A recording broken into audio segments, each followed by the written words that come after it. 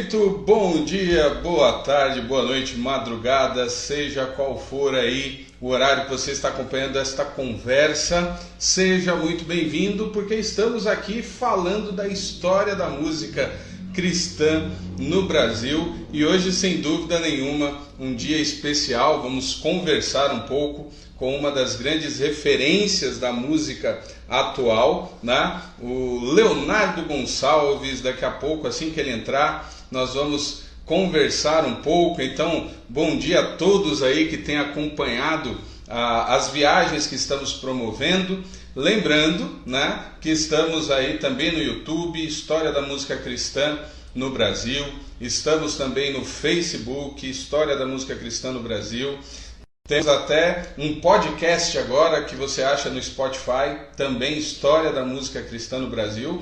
Tudo isso para que o conteúdo fique à disposição, para que você possa conhecer, relembrar, descobrir, entender um pouco dos processos que nos levaram até a musicalidade que desenvolvemos hoje, né? Então, a turma está aqui entrando, esperando para conversarmos um pouco sobre a história da música. Então, estou vendo aqui a turminha fiel, né? Você que entrar aí, né? Aqueles que forem entrando pelo perfil do Leonardo, obviamente, se inscrevam aí na História da Música Cristã. No Instagram é Música Cristã no Brasil, tá bom? Então, gente, segure aí, não é uma live para cantoria, né? Então nós queremos conhecer um pouco a história da música e o objetivo é sempre esse. Então estou vendo a galera aí fiel de todo dia, gente nova, e o objetivo de fato é conversarmos, até porque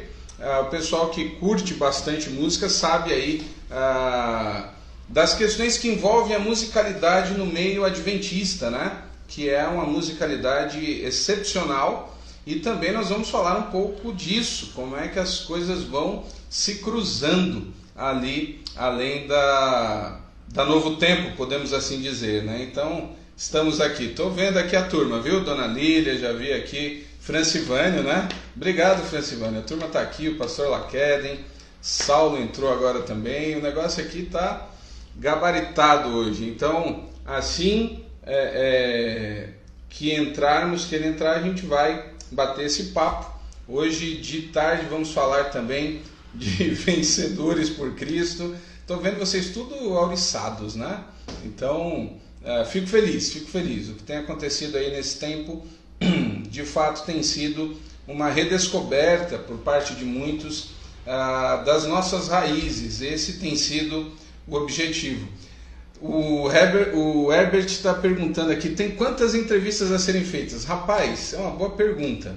Eu não sei, porque estamos, enquanto existirem portas abertas, estamos entrando. Então tem muita gente boa para conversar. Sábado eu vou conversar com o Luiz Arcanjo, tem a Soraya Moraes, Cristina Mel. Hoje vamos falar de vencedores. Temos muitas pessoas para conversar. Tem Estênio Márcios, que eu vou conversar também, Gladir Cabral. Então temos aí todas as linhas, né?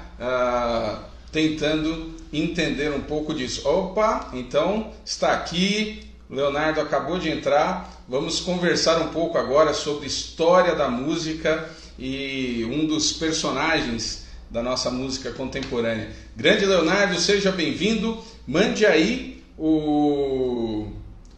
a parte de participar e vamos trocar essa ideia aqui agora, essa conversa bem legal sobre música. Só aguardando aqui o ingresso do Leonardo. Já mandou, apareceu aí o participar, né? Você manda, senão eu vou ficar mandando e você também, e aí a gente não consegue.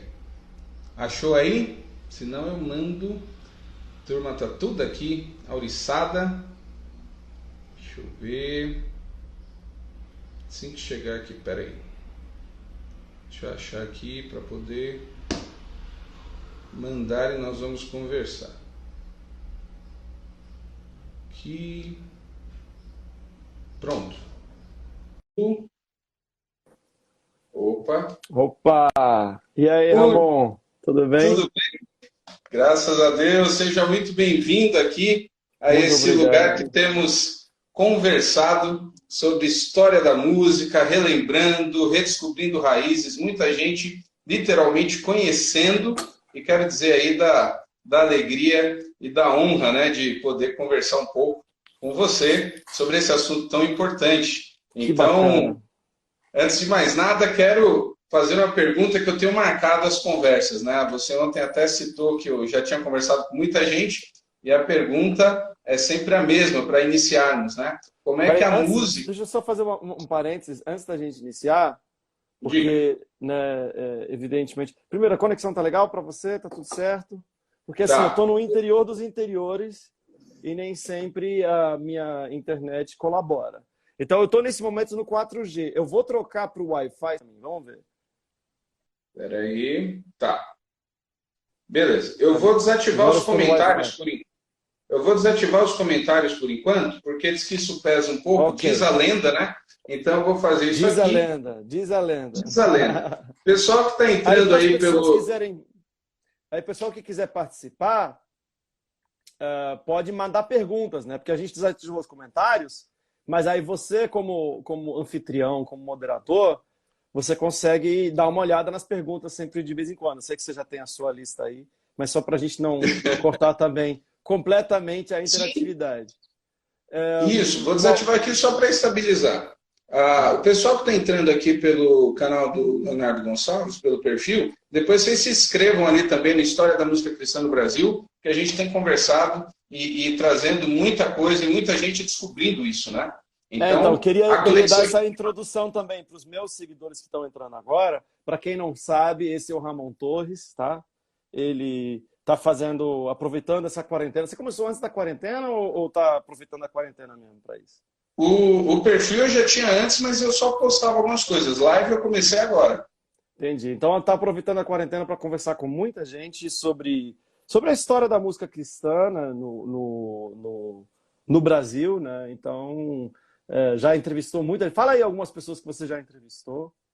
Já conversei aqui com o João Alexandre, já conversei com a turma também, o filho do Luiz de Carvalho, que tinha ligação ali, o Elias de Carvalho. Então, tenho ido aí Que dos mais legal, variados estilos, né? E a gente tem tido conversas que muito bacana. bacanas com relação à história. Marcos Góes também foi uma conversa bem bacana, Gerson Ortega, Que Azaf demais. Borba. Tem uma turma a do rock, aquela parte Zé Bruno, Manga, o Marcão do Fruto Que legal. Sagrado. A gente tem sido um momento bem produtivo e relembrando e descobrindo muita coisa, né? Então, ontem eu estava conversando com o Rogério Sarralheiro, do Templo Soul, tem uma Que pegada black bem bacana, cara. legal. Sim, sim, E, claro, claro. e o bacana é ver como as coisas se cruzam, né? Como tem toda essa ligação. E agora conseguindo aí um representante, vamos dizer assim, de um setor muito importante, que é a música adventista. A musicalidade adventista, ela é impressionante. E é Que disso que a bacana. gente vai Não, agora, conversar. então manda ver, Ramon, manda ver. Sua primeira pergunta que você faz para todo mundo. Agora eu fiquei até curioso. Qual que é? Como é que a música entrou na sua vida e como é que ela cruza com o evangelho? Então, a música entrou na minha vida antes mesmo de eu nascer, né? Eu sou de uma família de músicos de ambos. A família do meu pai, no ano que eu nasci em 1979. Ele era o barítono do Quarteto Arautos do Rei, né? Então, Uau! ainda da época do Rabelo, né, do pastor Rabelo, que foi o primeiro orador, né, no Brasil, e foi uma das últimas formações das quais ele foi orador. E então, no ano que eu nasci em Pernambuco por causa da música cristã, se você quiser dizer, porque, né, na época a sede do Arautos do Rei e da Voz da Profecia era no Rio de Janeiro, então teoricamente era para eu ter nascido no Rio de Janeiro, mas eu nasci em Pernambuco porque é a residência da família da minha mãe, especialmente a mãe da minha mãe, minha avó na época morava em Pernambuco, e na época já o Arautos do Rei já viajavam muito, e aí minha mãe foi para casa da mãe dela para eu nascer lá, porque, enfim, eu já sou o terceiro, né, caçula de três, e, né, já estava com duas outras crianças pequenas para ter, então, ajuda da mãe, né, de algum modo, a estrutura né? Porque era provável que o meu pai estivesse viajando no momento em que eu nascesse, né? Então, por um lado, tem esse lado da família do meu pai, Arautos do Rei. Por outro lado, o meu tio, o pastor e maestro Williams Costa Júnior, ele é produtor, já completou 50 anos, ano passado, de atuação na música cristã no Brasil. Entre os discos que ele produziu está, por exemplo, o Sem Ovelhas do Oséias de Paula, foi produzido pelo tio, pelo irmão da minha mãe, pelo meu tio. O Vento Livre foi produzido pelo meu tio. Aqueles discos do Prisma que fizeram muito sucesso nos anos 80 foram produzidos pelo meu tio. Ele é o marido da Sonete, que é minha tia, que também é cantora, que gravou o primeiro disco dela em 88, 89. Né? Então, tanto por um Você é lado sobrinho quanto de pelo outro Sonete. lado. Exatamente. Essa informação eu não tinha. Primo da Laura, primo do Marcel. Né? Enfim. Uau! Música para todo lado. Exatamente. Então, assim, a música cristã, ela sempre fez parte da minha vida. Não é só desde que eu consigo lembrar, desde antes de eu nascer, inclusive. Né? Agora, a minha atuação, né, dentro do contexto musical, de evangelho e música, ela ocorreu, assim, para quem não sabe, uma rápida biografia. Né? Depois que com 2 anos e pouco, eu saí do Brasil, a gente foi morar fora do Brasil, né? Meus pais se separaram quando eu tinha ainda 1 ano de idade, então com 2 anos e pouco minha mãe foi fazer mestrado no exterior, né? E eu só retornei ao Brasil aos 15 anos de idade. Então, dos 2,5 até os 15 anos de idade, eu não morei no Brasil. Então, a música cristã, especialmente vocal, eu atuando nela, ela só aconteceu depois que eu retornei ao Brasil, porque, naturalmente, a igreja onde eu morava, que eu congregava quando criança, ela era muito pequena, né? Na Alemanha, muito embora seja o país do protestantismo, ou tido como o país do protestantismo, né? Fica essa disputa entre a Alemanha e Suíça, mas a igreja que eu cresci tinha 40 membros e 3 jovens. Os 3 jovens basicamente eram meus 2 irmãos e eu.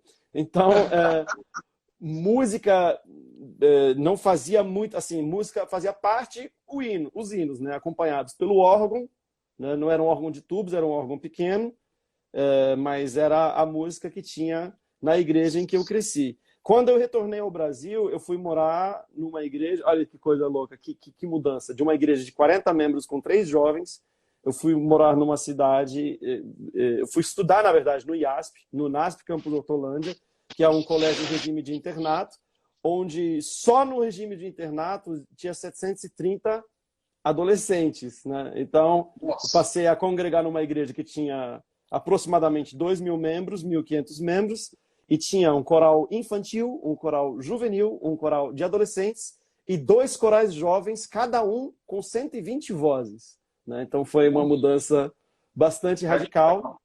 E foi ali, então, que eu comecei a atuar, né?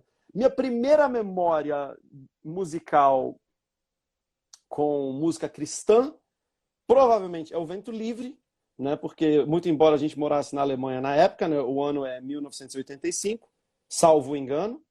Em 1985, produziu-se o que, na minha opinião, até hoje é o melhor disco de música cristã em língua portuguesa. E meu tio foi o produtor desse disco. Então a gente recebia as coisas legais que ele produzia, nem todas, né? Nem todas as coisas que ele produzia, mas assim, as coisas mais marcantes que ele produzia, ele mandava uma cópia do vinil pra gente na Alemanha, né? Então essa foi a trilha, meu primeiro contato assim com música, com essa mistura, música cristã, música brasileira, né? A música cristã brasileira entrou na minha vida com o Vento Livre, que tem a participação célebre. Para quem não sabe o que é o Vento Livre, é o Guilherme, é uma cantata dos irmãos Kerr, né? E foi interpretada por 4 homens, né? Montaram, não é bem um quarteto, porque eles cantam em uníssono, no máximo em 2 vozes, na maior parte do tempo. Jorge Camargo, Jorge Heder, Nelson Bumilca e Guilherme Kerr, né? A produção musical foi feita pelo meu tio e tem uma participação especial maravilhosa, que já na época era a minha música preferida, do João Alexandre, na música Tantas Outras Coisas, que é a última a música que fecha o álbum. E também tem uma participação maravilhosa da pianista de jazz Eliane Elias, que participa da faixa título chamada Vento Livre. Exatamente. Inclusive, eu conversei, o Jorge Camargo foi um dos que eu conversei também, que eu já fiz essas conversas, Que e bacana. esse marco do início dos anos 80, principalmente na questão da música brasileira, e as próprias produções, tanto de Vencedores como do Morumbi, né? Que é nesse meio ambiente, é nesse ambiente Exatamente. que Que nasce. E nasce. aí, você, então, a música na Alemanha, você tinha, a musicalidade alemã, ela te influenciou em alguma coisa? Olha, a gente é fruto do que a gente ouve, né? Então, assim, muitos dos hinos tradicionais que estão no cantor cristão, ou na harpa cristã, ou até mesmo no hinário adventista, eu conheço essas músicas, entre aspas não, né? Eu conheço elas no seu original, alemão, né? O Castelo Forte, né? Um hino do próprio Martinho Lutero, né? É um pouco diferente, né? É, então, assim, claro que influencia. E eu gosto muito de música barroca de maneira geral. Meu início na música na Alemanha se deu tocando um instrumento barroco. Viola da gamba foi meu primeiro instrumento. Hoje eu não toco mais. Eu ainda tenho instrumento, mas eu não toco mais. Então, assim, não tem como negar que houve uma influência. Mas, assim, no comecinho da década de 90 eu fui ao meu primeiro concerto de música gospel, ou show de música gospel, não sei que palavra vocês preferem usar, e era uma banda, não sei se dá para chamar uma banda de rock, era uma banda bem, com características assim, bem final dos anos 80, começo dos anos 90, né, e muita juventude e tal, e na época até, né, mesmo na Alemanha existia essa questão do escândalo, isso é uma coisa diferente. Não, na verdade, antes dessa banda tinha uma outra cantata que foi apresentada, que também me marcou. Então, assim, eu tive uma infância assim, não posso dizer que eu não tive nenhum contato com música contemporânea cristã, né? Porque inclusive, eu prefiro o termo música contemporânea cristã do que música gospel. Música gospel, para mim, é o gospel music dos Estados Unidos, né, que é feito pelos negros americanos, né? Tem uma raiz muito no negro spiritual, etc. Então, o termo que eu prefiro, na verdade, música religiosa, música de cunho religioso é o termo que eu prefiro porque é menos excludente ainda, mas engloba mais coisas. Então, eu tive 2 ou 3 contatos com isso, sim, na minha infância, né? Mas de fato, meu contato começou aqui no Brasil. Né? Então, olha só, assim, tentando, né? Seu pai, Arautos do Rei, para quem não sabe, Arautos do Rei, acho que o primeiro grupo musical adventista a gravar talvez tenha sido a ligação da Igreja Adventista com Arautos do Rei, ela é algo ali, eles começam os primeiros discos lá atrás, é bem antigo. Sim, sim. Acho que o primeiro disco é ainda a década ou começo da década de 60 ou final da década de 50, né? Então é Exatamente, que realmente. tem. Eu acho que foram até algumas das primeiras coisas produzidas de música cristã no Brasil, de modo geral. Eu sei que o programa A Voz da Profecia foi o primeiro programa de rádio cristão Isso. evangélico, né? Protestante evangélico, como quiser chamar. Não católico, tá? Cristão não católico. O Sim, primeiro programa de no rádio, álbum, definitivamente, foi A Voz da Profecia, né? Com o no Rabelo, álbum o de, pastor Rabelo. no álbum de 50 anos do Arautos, que é uma coisa assim impressionante, eles fazem até um popurrí ali daquela primeira Ah, música, sim. né? Que Hei de abre os estar na poemas e alvorada. tal. Isso, é muito bacana. Então você vem com essa herança, você vai para a Alemanha, você tem contato, do mesmo tempo que você tem a música adventista, toda a estética, todo o estilo, você também tem contato com essas produções do Vento Livre, essa geração do João Alexandre, ligada a Vencedores, e aí você volta para o Brasil, num ambiente agora absurdamente musical. O IASP, no meio adventista, também é algo assim impressionante. Eu lembro dos discos do Coral IASP, inclusive de jovens, Sim. a musicalidade. E você É. nesse meio, no início da adolescência, como é que fica, É. como é que junta tudo isso? Cara, eu faço umas piadinhas, eu tiro um pouco um sarro, né? Porque assim, a música naquele colégio ela era tão valorizada, né? Muito antes de existir Glee, era um colégio Glee, entendeu? Era uma coisa assim. é, levava-se a sério, assim, em demasia, em demasia. Eu realmente tiro um pouco um sarro, tipo, sabe aqueles filmes de high school americano? Então, a galera que cantava era o time de futebol americano, entendeu?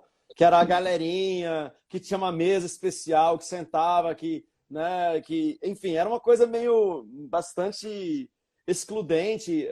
E assim, na época era o epicentro, a gente está gostando agora da palavra epicentro por causa da pandemia, Sim, mas era o tudo. epicentro da música adventista no Brasil, por causa do Lineu Soares, né? Lineu Soares era o diretor musical, o diretor do conservatório e o maestro do Coral Jovem do IASP e do grupo Tom de Vida. Né? Eu sei que no meio evangélico as pessoas conhecem muito mais o grupo Prisma do que o grupo Tom de Vida, mas a essa altura do campeonato, quando eu cheguei no IASP, no meio adventista, o grupo Tom de Vida era o grupo.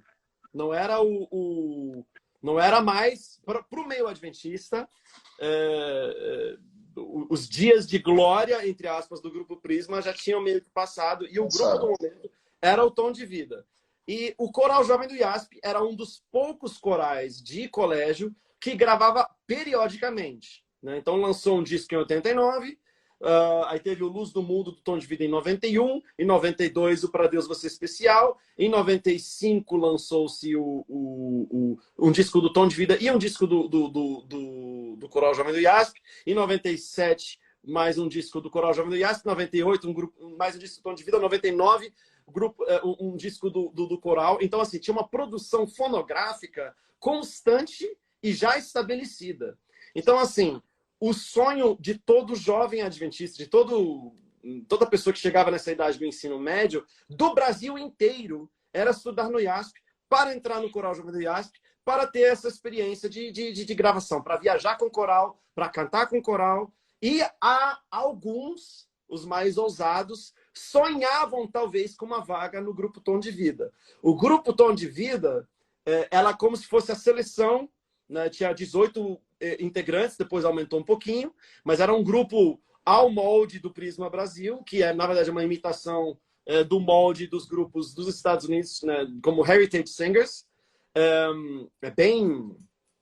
E é importante diferenciar, distinguir dessa outra galera que me influenciou muito. Aqui as referências todas eram americanas, não eram referências brasileiras, né? Fazia-se música brasileira, inclusive o Lineu, toda a questão de harmonia e tal, é bastante brasileiro sim, mas as referências estéticas elas eram muito mais americanas do que brasileiras propriamente dito. E alguns, então, ousavam sonhar, mas assim, você pensar e achar que podia entrar no Tom de Vida era um pecado, era vaidade, porque você não é digno. Né? Então,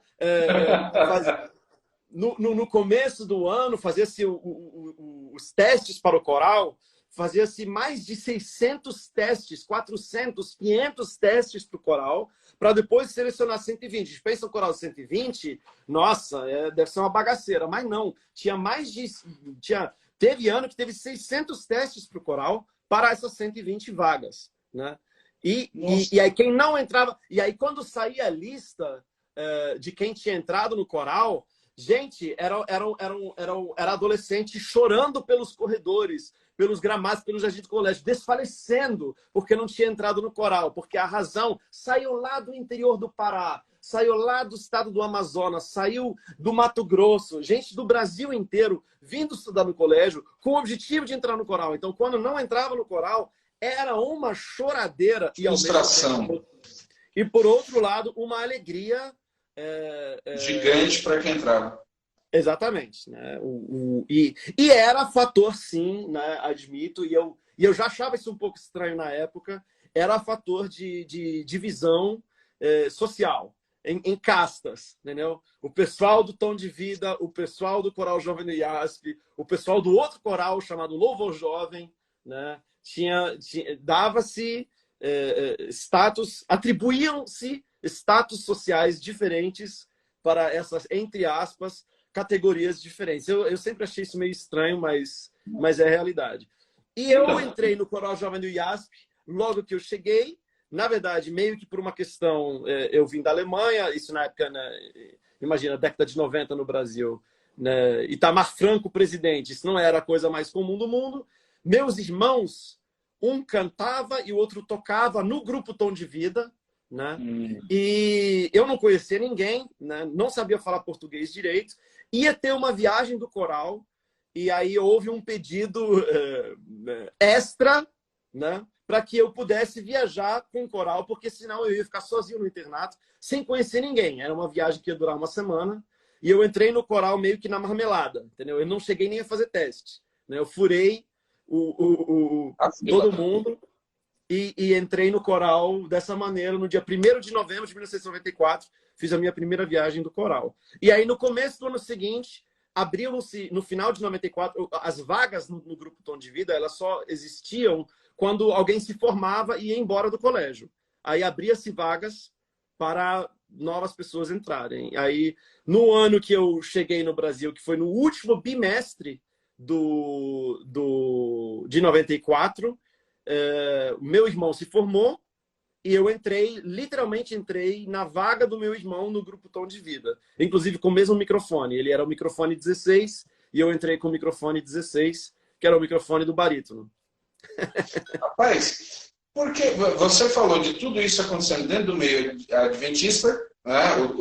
Esses grupos, era isso que acontecia dentro. Fora nós tínhamos ainda o Prisma muito forte, nós tínhamos também ali Grupo Integração, Projetarte, Alessandra Samadello, que talvez desse estilo mais contemporâneo, ela tenha sido a primeira a se destacar fora ali do ambiente. Estou te falando da visão de quem está fora, né? Sem sombra de dúvidas. A Alessandra teve várias oportunidades, né, de fazer o crossover, que a gente chama, para o meio... Ela ficou conhecida no meio cristão. Quer dizer, depois, assim, primeiro Arautos do Rei, depois Prisma Brasil, e como consequência até do Prisma Brasil, que foi onde ela começou, né, o Discípulo Teu, que foi o disco de maior sucesso do Prisma Brasil, né, já tinha uma Alessandra Samadello com 17 anos, cantando aqueles solos lindíssimos, Um de Nós. Enfim, ela teve 3 solos naquele disco. E sim, a Alessandra é minha amiga, inclusive. Eu sou um grande admirador da Alessandra Samadello. Ela é uma grande cantora, uma grande artista, né? Hoje reside na região de Orlando, nos Estados Unidos. Não está mais tão nativa, mas com certeza... indubitavelmente ela e o Arinei têm uma importância muito grande para a música adventista no Brasil e música cristã de maneira geral, né? Isso. Agora, eu quero, na sua visão, primeiro, por que a musicalidade ficou tão grudada no adventismo? Por que tem esse lado tão musical? E por que, ao mesmo tempo, é um mundo tão à parte? Você é um dos que rompeu com isso. A Alessandra também. Hoje nós temos um grupo que eu vejo, o Vocal Livre também tem partido, né? Saiu, digamos assim, desse mundo. E é um mundo musicalmente fantástico, realmente as produções são incríveis, mas é tudo muito fechado. Por que isso? Olha, eu acho que tem várias razões para isso. Primeiro vamos falar do, entre aspas, estilo de música especificamente adventista, que eu já nem sei se existe mais tanto assim, mas por um período de fato existiu. Uma coisa que a gente precisa entender, inclusive o meu tio foi um dos grandes motores para que isso acontecesse. Mas quando você tem, por exemplo, um Arautos do Rei, que é da própria instituição, que faz parte de uma instituição, que tem um sistema financeiro organizado e unificado, e é o grupo oficial, então não demorou muito. Por exemplo, quando se criou nos primeiros discos do Arautos do Rei, muitos deles eles gravavam a capela mesmo, entendeu? Sim. Então eles montaram o estúdio A Voz da Profecia. O estúdio foi escrito... O estúdio foi escrito basicamente e principalmente para gravar o Arautos do Rei. Depois começou a se gravar outras coisas lá também, né? E eu, inclusive, gravei meu primeiro disco nos estúdios da Voz da Profecia, que na época estavam, muito equipamento, um estúdio incrível, etc, etc. Então, assim, tinha-se o conceito, inegavelmente, de que desde os discos antigos, o microfone que eles tinham era um Neumann. Não tinha muitos microfones, eles gravavam mono, porque era o comum da época.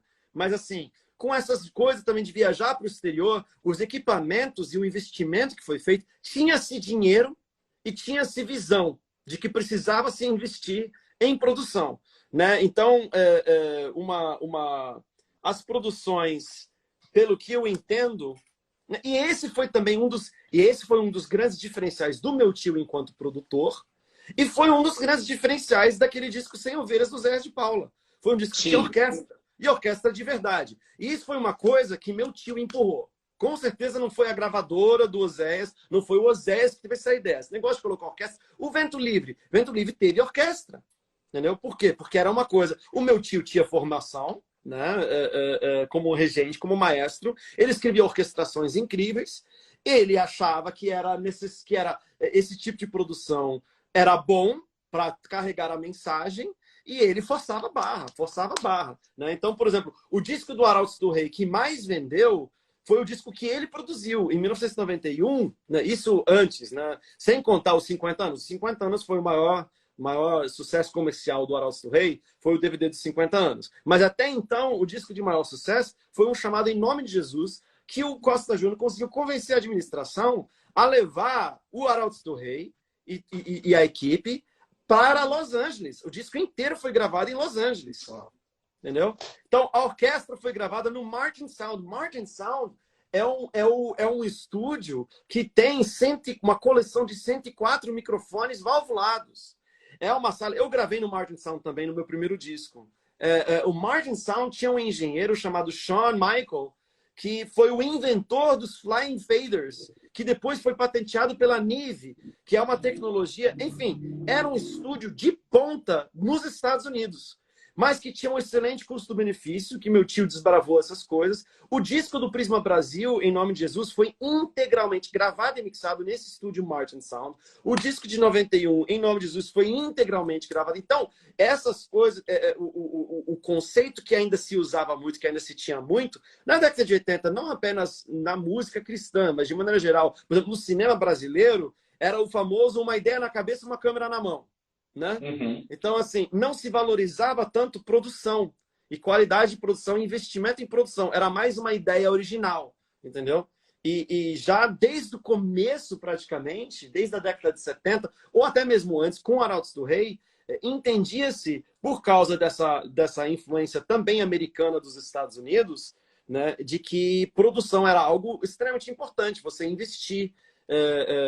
Por exemplo, um dos primeiros discos que eu gravei, não, a primeira vez que eu entrei no estúdio, ainda em novembro de 1994, foi no estúdio Bebop, né? A gente gravava o Coral Jovem do IASP, um coral de adolescentes, um coral amador de um colégio.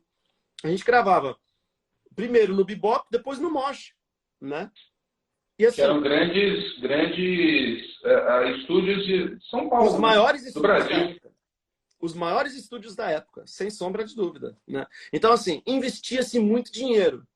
Imagina, o CD do Coral Jovem do IASP, o Quero Ter Jesus, que a gente gravou em 96 e lançou em 97. Imagina isso, no comecinho do Plano Real, aquele disco, se eu me lembro corretamente, tinha mais de $30 mil de orçamento. Nossa, isso é muito hoje. $30 mil. $30 mil. $30 mil de investimento. Na época, inclusive, era quase 1 para 1, né? O real era... Então a gente gastou... Ele começa 1 por 1. Depois da URV, 1 por 1. Muita igreja aproveitou para mudar os equipamentos, inclusive, porque o acesso a equipamentos de igrejas, estou te falando, por exemplo, eu batista, sou pastor batista, as igrejas que tinham um pouco mais de visão, porque você está retratando assim, os adventistas têm essa visão musical de qualidade vindo lá da década de 60. Muitas denominações no Brasil só vão se ligar nisso no final dos anos 80, começo dos anos 90. Então a gente já entende a diferença da qualidade, que assim, a gente tinha mesmo uma qualidade diferenciada no meio musical adventista. E só na década de 90, quando o dólar fica 1 por 1, é que muita gente vai conseguir ter acesso a melhores equipamentos para a própria igreja. Veja lá o sistema de gravação. Mas você explicou, e a gente tem uma ideia agora da qualidade. Então, a música foi uma estratégia adventista. Ela vinculou a pregação da mensagem à música. Agora, Sim. por que tão fechado? Cara, essa é uma pergunta mais difícil de responder. É mais difícil responder isso.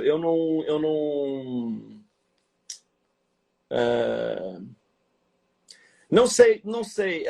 Acho que tem duas razões, né? Eu não sei se você ainda é dessa época, se você vai lembrar disso ou não, mas assim, por muitas décadas, em alguns lugares, admitidamente até hoje, e de alguma forma, creio, até hoje, às vezes, de vez em quando aparece um pastor mais tradicional, né? Mesmo batista, mesmo assembleiano, né? Que escreve um artigo, olha, temos que tomar cuidado. Eu vejo muita gente ouvindo Leonardo Gonçalves, os Arrais e tal, mas temos que tomar cuidado que eles são adventistas. Então, assim, indubitavelmente, né, por muitas décadas em alguns lugares, né, até hoje, Adventista, Testemunha de Jeová e Mormon, a gente é colocado tudo no mesmo saco e olhado com muita desconfiança, né?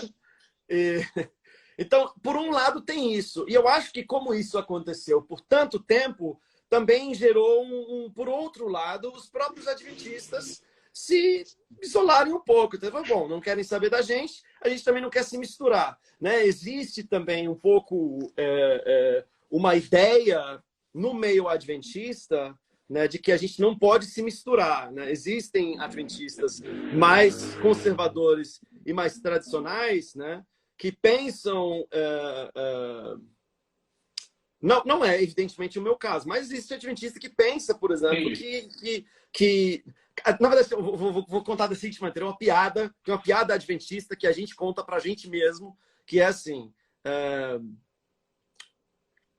depois, né, na Nova Jerusalém, né, Jesus está fazendo um tour com um grupo ali e tal, e fala assim, olha, aqui é o mar de cristal, olha ali a árvore da vida e tal, tal, tal.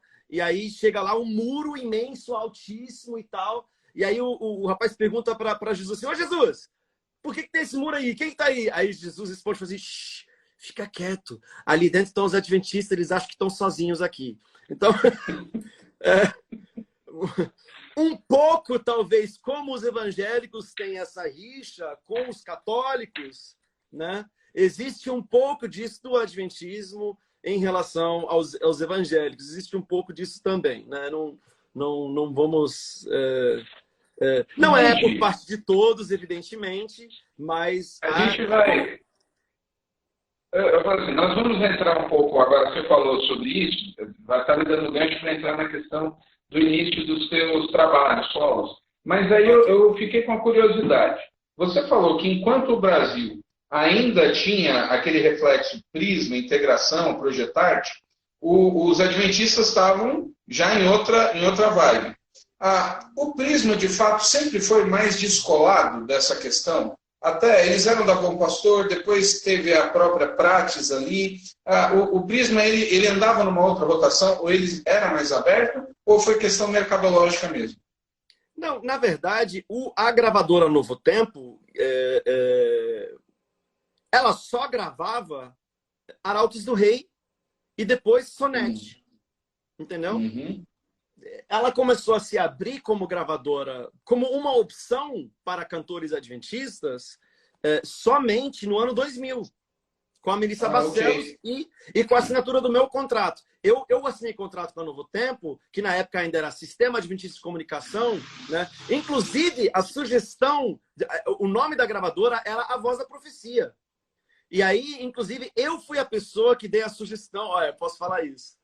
Eu fui a pessoa que deu a sugestão, quando eles quiseram mudar o nome, porque eles queriam usar A Voz da Profecia como um selo mais sério.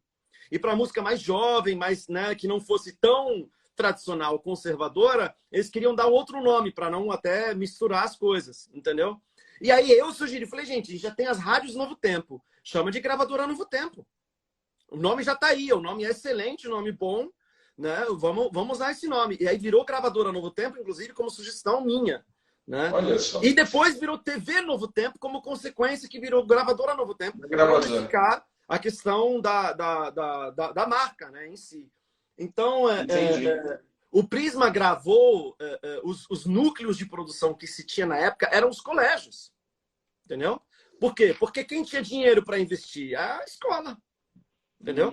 Então, a gravadora Novo Tempo ela não existia como uma gravadora. Então, não é que o Prisma Brasil andou por fora disso. O Prisma Brasil teve a sorte de ser conhecido fora... Porque isso é uma coisa muito louca, né? As pessoas às vezes chegam para mim e perguntam: Léo, como é que você fez para ser conhecido no meio gospel? Gente, eu não fiz nada. Aconteceu, entendeu? A música Getsemane, a Rede Super pegou a música Getsemane e fizeram um clipe, Samuel Mizrahi fez um clipe da música com cenas da morte de Jesus. Aquilo começou a rodar. Do Mel Gibson. Aquilo começou a rodar na Rede Super, que aí começou a tocar nas rádios em Belo Horizonte, que chegou na nossa rádio, levou para rede nossa rádio e começou a tocar no Brasil inteiro. Não foi algo que eu fiz, né? Isso, por que os adventistas são tão fechados? Eu falei, gente, a gente não escolhe nosso público. Né? A gente não escolhe nosso público. Agora, de fato, existe uma rede adventista de comunicação que, na época que eu lancei, por exemplo, meu primeiro disco, a gente tinha 18 rádios espalhadas pelo Brasil. Entendeu? Então, a gente tinha nossa distribuição. Nas cidades que tinha Rádio Novo Tempo, pessoas que não eram adventistas conheciam as nossas músicas. Por quê? Porque nessa época, ainda a gente está falando na segunda metade da década de 90, não tinha tantas rádios evangélicas no país, certo? Verdade. Então, certo. Quando tinha... Nas cidades que tinha Rádio Novo Tempo, normalmente era a única rádio evangélica da cidade. Então, as pessoas evangélicas ouviam essa rádio. E acabavam conhecendo música adventista também. E não só as rádios, mas o programa, mesmo cidades que não tinham a rádio adventista, tinham o programa A Voz da Profecia, que tinha participação musical, e que você tem. Então, eu fui pastor no interior do Piauí. Mas no programa Voz da Profecia, a única participação musical era do Arautos do Rei. Por isso, inclusive, que Arautos do Rei é tão conhecido. Porque muito mais... Então, assim, é uma questão de divulgação. A música adventista, ela era divulgada, de fato, apenas nos meios e nos canais adventistas. Entendeu? Hoje a gente tem uma TV Novo Tempo, que está na Sky, que está na Claro TV. Excelente, inclusive. A qualidade de produção é um destaque. Mas eu ia te falar, já no meio dos anos 90, então no começo dos anos 2000, eu fui pastor no interior do Piauí, numa cidade chamada Curimatá. Tem gente aqui, cidade de 10 mil habitantes. Lá tinha uma igreja adventista. E a rádio comunitária, a igreja adventista, assim como a igreja batista, elas têm programa. E nesse programa, obviamente, era meia hora da Voz da Profecia, meia hora de músicas adventistas que rodavam. Agora, tem um detalhe nisso que você está colocando. No final dos anos, eu sempre gostei muito de música, então eu trabalhei em Vencedores, depois eu fui trabalhar na Aliança, que é a Musili. Claro. No final dos anos 2000, a gente tinha uma sensação de fora que a música adventista, olha que ironia, estou falando do final dos anos 90. A música adventista tinha ficado, ela que era tão boa em qualidade, no final dos anos 90 e início dos anos 2000, parecia que tudo era muito igual. As produções, todo mundo era muito assim, gente, o Projetarte parece o Prisma, a integração, era tudo muito igual. De repente, lembrando agora assim, vamos entrar na sua trajetória solo. Você lança um trabalho, um CD, que a explosão foi Getsemane, mas tem um detalhe que eu achei na época. Você lança poemas e canções, a música. Essa música é do Stênio e do Edilson. Essa música ela tem aquele DNA, né, dos compositores, da geração de Vencedores, João Alexandre, Jorge. É uma música belíssima. E quando eu vi isso, eu falei, isso aqui está diferente. Porque é um cantor do meio adventista cantando, não só cantando, como era o título, uma música completamente diferente. Então, como é que foi esse momento, essa tua escolha, inclusive, pelo título, por essa música que é belíssima? O Edilson tem um CD com esse tema, que ele canta essa música também. Sim, sim. E o pessoal meio que não conhecia. E teve o destaque do Getsemane, né? Mas essa música ela é emblemática pela questão do estilo. Sim. Olha, olhando em retrospecto, é fácil fazer uma análise. Na época, não foi algo pensado como o que eu vou dizer agora. Mas, assim,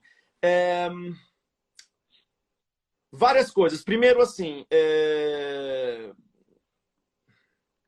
como que eu vou dizer isso? No final da década de 90, o principal produtor de música no meio adventista, todos esses grupos praticamente, menos o Prisma, eram produzidos pela mesma pessoa, pelo Lineu Soares, né, com quem eu trabalhava. Né? Então, não...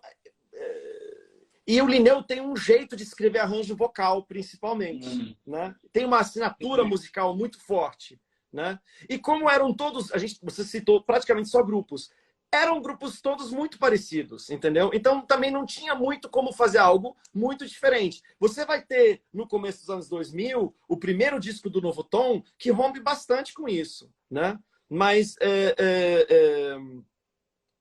tá bom, vamos falar do meu trabalho. Algumas coisas que aconteceram. Eu sou fruto, eu nasci desses grupos, certo? Só que, assim, eu já cantava esse estilo de música há muito tempo. E eu queria fazer outra coisa. Entendeu? Eu já estava 7 anos cantando nesses grupos, cantando esse tipo de música. E eu estava sedento por fazer algo diferente. E até mesmo porque não era esse tipo de música que eu mais gostava. E não era esse tipo de música que eu ouvia. Entendeu? Então, na música cristã, quando eu vim morar no Brasil e fui entender o que era música cristã, eu ouvia muita música americana, mas no Brasil eu só ouvia, eu literalmente só... Eu não sei se eu posso dizer isso. Não, eu posso dizer, claro que eu posso dizer. Mas eu sempre achei o jeito de cantar do Arautos do Rei estranho. Sempre achei o Arautos do Rei estranho. Não sou quarteteiro. Eu sou um dos poucos adventistas para conhecer na vida que não sou quarteteiro. Já tive um quarteto. Já tive quarteto. Mas eu não sou quarteteiro. Entendeu? Estão falando aqui que minha voz está estranha. Vou colocar o fone de volta aqui. Para mim está normal. Deixa eu pegar essa deixa. Deixa eu pegar essa deixa. Mesma fase, você não falou ainda, e tem um personagem na música adventista que é o Javer Santos. Sim. Que ele tem uma relação com o Prisma e com o Arautos. O Arautos, ele tem, na metade dos anos 90, ele vai ter um lance, eu vou usar essa expressão, mais pop. Ele muda. Sim, nem quando tem essa alteração, você... Ou quando muda, você... Aí eu amei o Arautos do Rei, inclusive meu sonho de adolescente foi esse rompimento, entre aspas, essa mudança de paradigma no Arautos do Rei aconteceu em 96, né? E nesse momento, inclusive, meu sonho é cantar no Arautos do Rei. Eu tô com 16 anos nessa época, estudando no IASP. Então, assim, mas assim, eu não venho dessa tradição, entendeu? Quando eu cheguei no Brasil, lembre, eu já tinha alguns discos do Arautos do Rei, mas não era isso que eu gostava de ouvir. O que eu gostava de ouvir? Vento Livre. E aí eu chego no Brasil, e em 1996, o João Alexandre lança o disco Voz e Violão.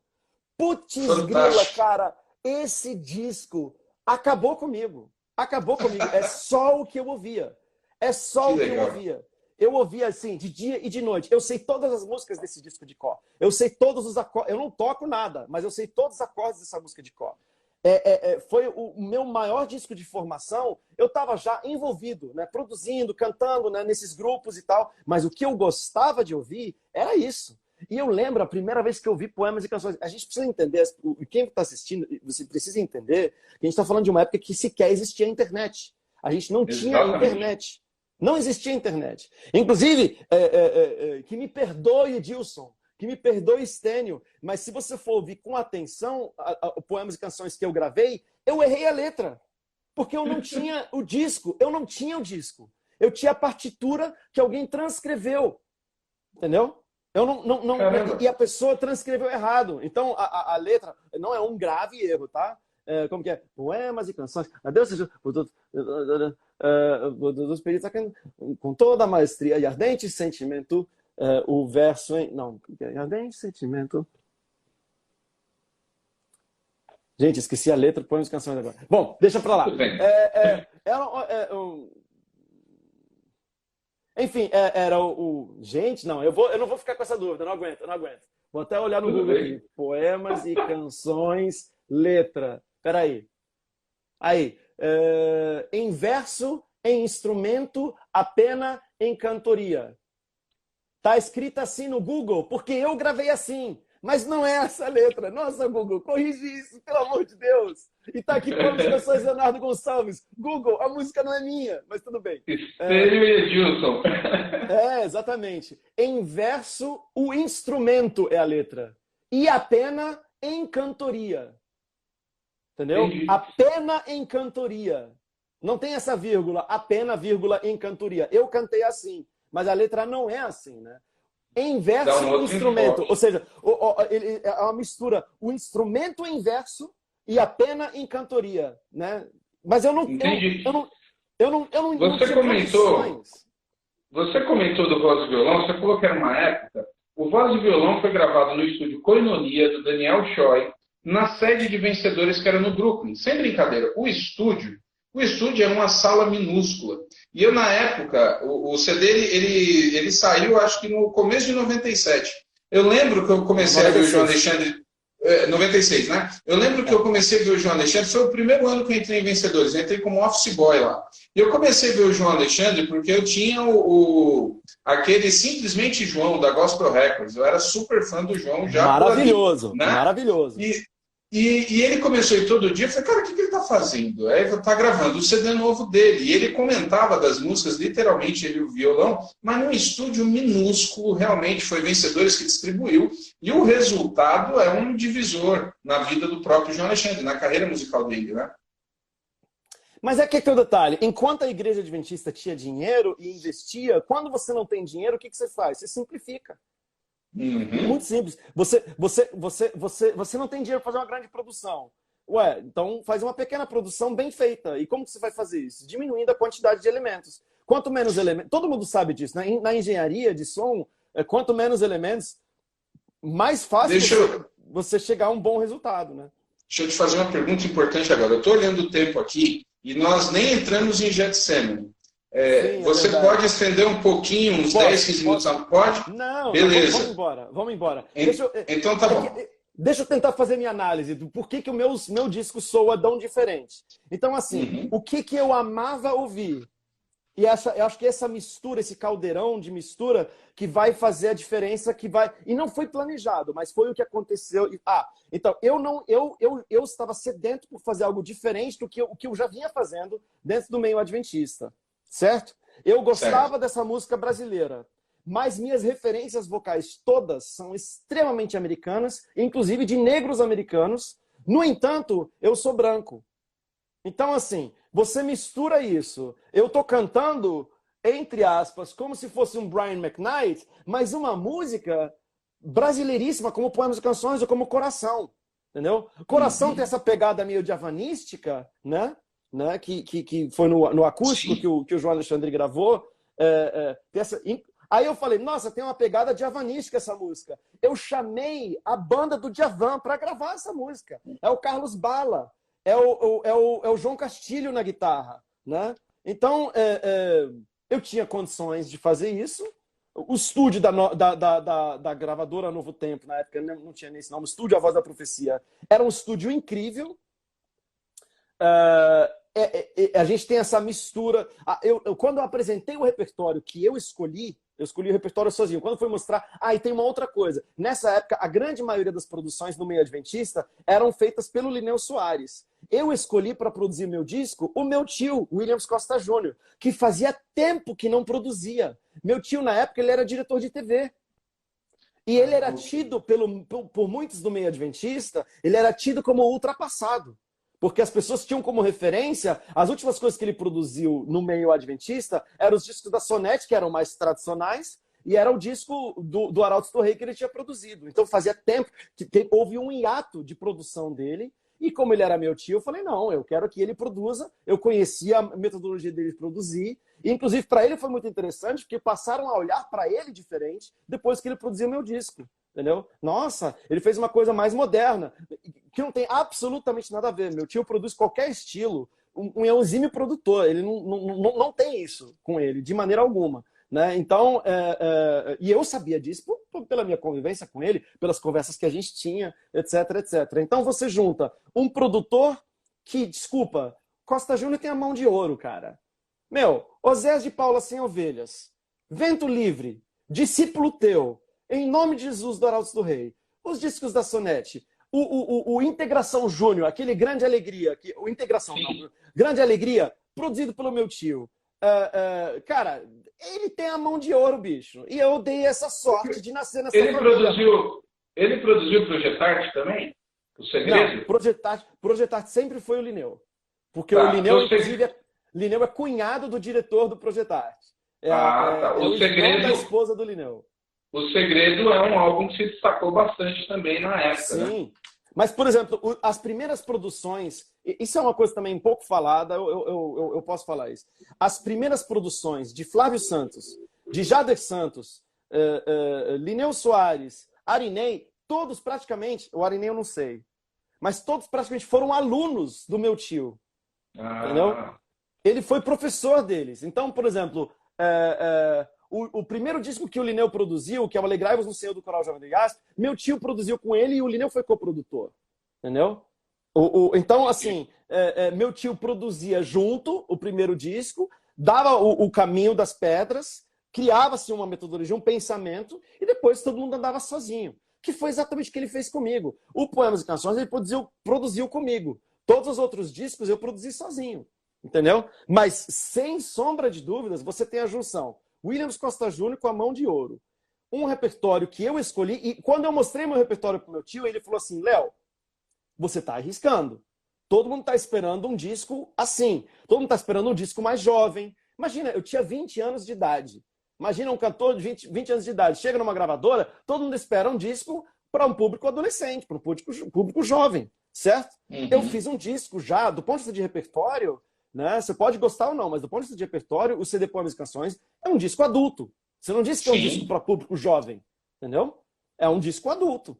Então, eu escolhi um repertório adulto e falei assim, cara, você é novo, você está arriscando, você já tem um público por causa do Grupo Tom de Vida, por causa do Grupo Novo Tom, você está traindo o público que você já tem. E eu lembro de responder claramente, falar assim, não, para mim é isso que eu quero. O que eu gosto é isso, o que eu quero é isso. Nós vamos entrar aqui, eu estou dizendo assim, vou fazer o seguinte, a gente vai entrar em Getsemane, na música, porque ela é um mar, e eu queria que você falasse um pouquinho disso. Então, assim, eu vou encerrar essa, pra gente, porque pelo tempo aqui você vai começar a Getsemane e eu vou ter que derrubar. Então, a gente vai conversar. Pessoal que entrou aqui pelo perfil do Leonardo, inscrevam-se aí na História da Música Cristã no Brasil, na Música Cristã no Brasil. E essa live eu salvo, eu coloco ela no Facebook do mesmo nome, História da Música Cristã no Brasil. No YouTube tem lá do mesmo nome, História da Música Cristã no Brasil. E no Spotify, podcast. Eu vou transformar isso aqui em podcast e vou colocar lá depois. Então não vai ter dificuldade nenhuma em achar. Tem muita gente fazendo live bacana, mas o pessoal não salva, né? E aí os conteúdos estão se perdendo. Eu estou salvando tudo aqui.